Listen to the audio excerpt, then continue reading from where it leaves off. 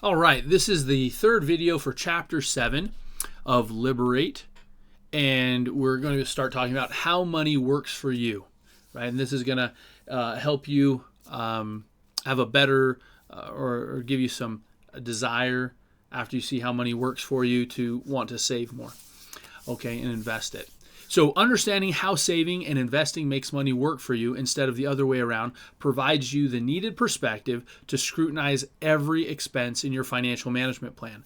When you understand that a dollar invested today has more power than a dollar invested tomorrow, and a dollar invested tomorrow has more power than a dollar not invested, you will do what you can to reduce expenses to save more.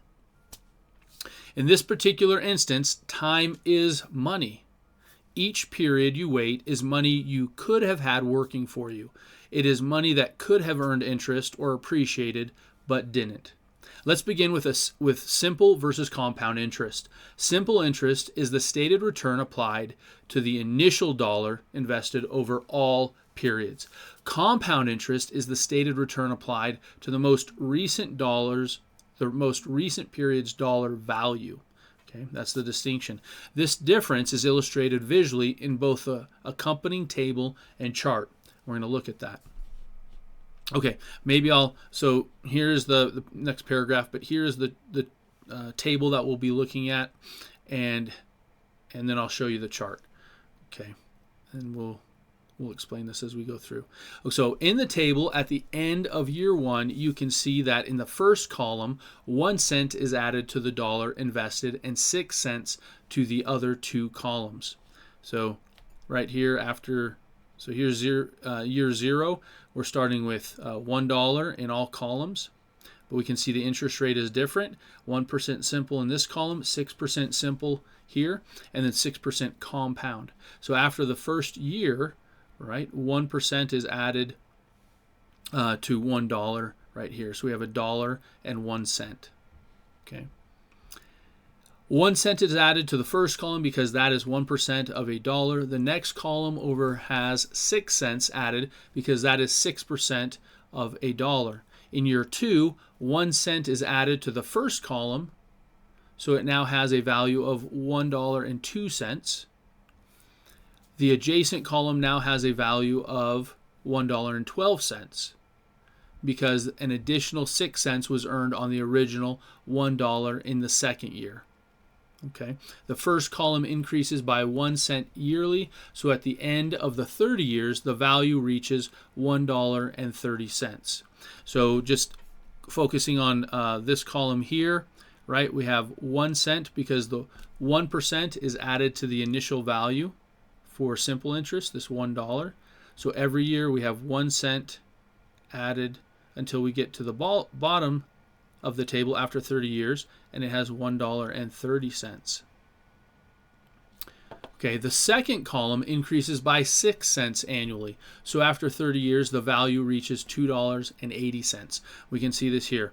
After the first year, 6 cents is added, and then another 6 cents, so we have $1.12, and another 6 cents, so we have $1.18.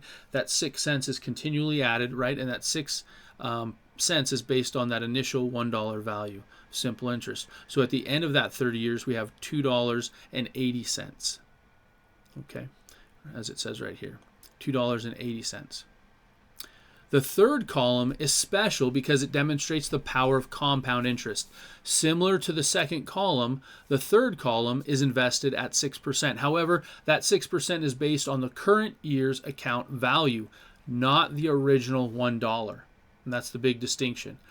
Okay, so in the third year, when 6 cents are added to $1.12 to make $1.18 in the second column, which is still simple interest but at 6%, the third column bases that 6% on $1.12, not just $1.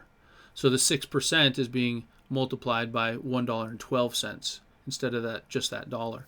That means that not 6 but 7 cents are added to the value of column 3, so the value is ahead by 1 cent at $1.19. So I can come back up here and just show you right here after the first year, right, 6 cents is added to each of those, and then 12, and then by the third year there's enough there's some rounding issues, right? But by the third year, they're basing that 6%. Oops, over here, that 6% on $1.12, so you're getting $1.19 instead of just $1.18.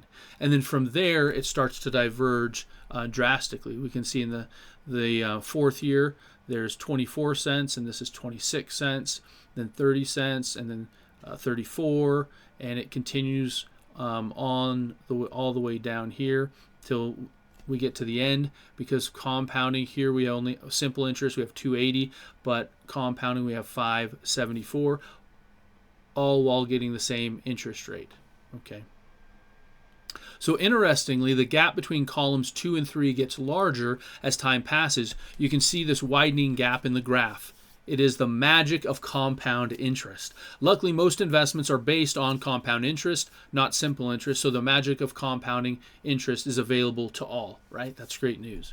And this graph is just basically is another way to look at that table.